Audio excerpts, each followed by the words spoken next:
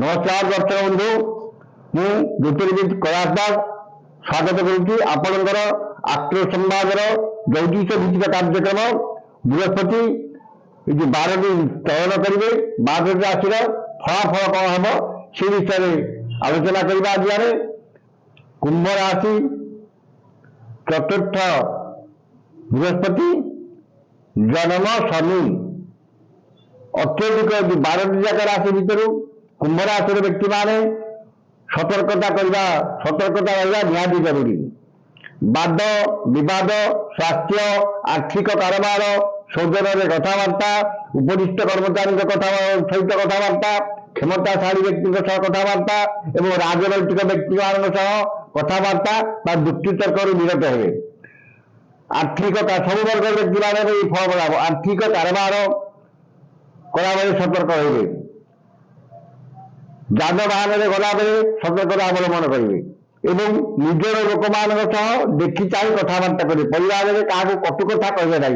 মুখ্য হল আপনার বচন সংযমতা বা বাক সংযমতা নিহাতি জরুরি না ভয়ঙ্কর বিপদরে পড়িপারନ୍ତି। বন্ধু বান্ধবের অপ্রিয়তা মানসিক দুশ্চিন্তা পরিবারের মতান্তর আর্থিক ক্ষতি আর্থিক ঠকামি মূল্যবান পদার্থ নষ্ট কিংবা হজি যাইপারে কিংবা धन को लेकिन विवाद कि मानी मोकदमा पड़ पारती।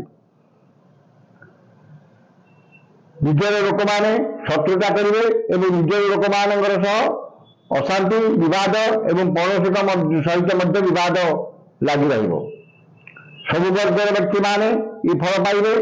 विद्यार्थी माने विद्यार असफल हे जिते चेष्टा कले विद्यार विशेष शुभ पाइबे ना एवं उच्च शिक्षा वंचित हे। जिते परिश्रम करे जो अनुसार परिश्रम कर से अनुसार फल प्राप्ति हे ना। यदि पिलाटी बहुत भल पढ़ुता है तार किसी मात्रा फल पाइपे कि विद्या प्रति तार आग्रह कमिज जेहेतु मन में हतोत्साह भाव प्रकाश पाइब।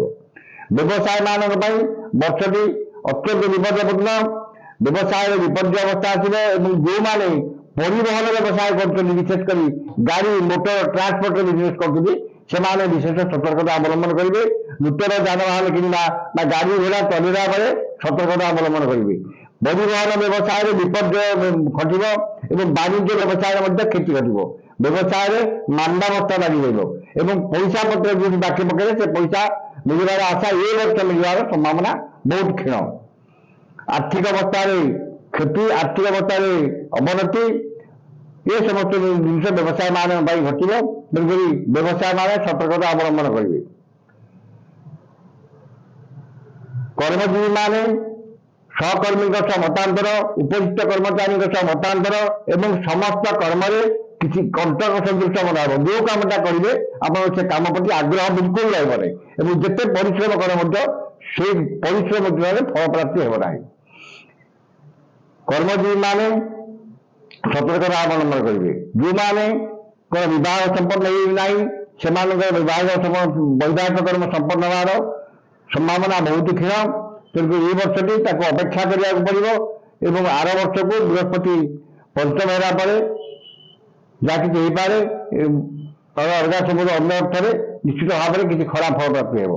तेणु सब वर्गर व्यक्ति माने बृहस्पति एवं शनिकर जंत्र कि कवच धारण कर मंत्र पाठ करे निश्चित भाव में शुभ फल पाइबे एवं ये समस्त अशुभत्व रह।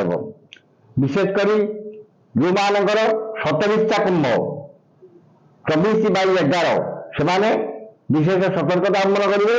दुर्घटना प्रति सतर्क हे शारीरिक स्वास्थ्य प्रति सचेतन हे।